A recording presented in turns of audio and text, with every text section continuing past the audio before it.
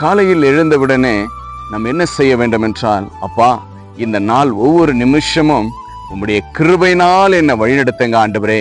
நான் வாழ்நாளெல்லாம் களி கூர்ந்து மகிழும்படி உம்முடைய கிருபை எங்களுக்கு அவசியம் ஆண்டவரே.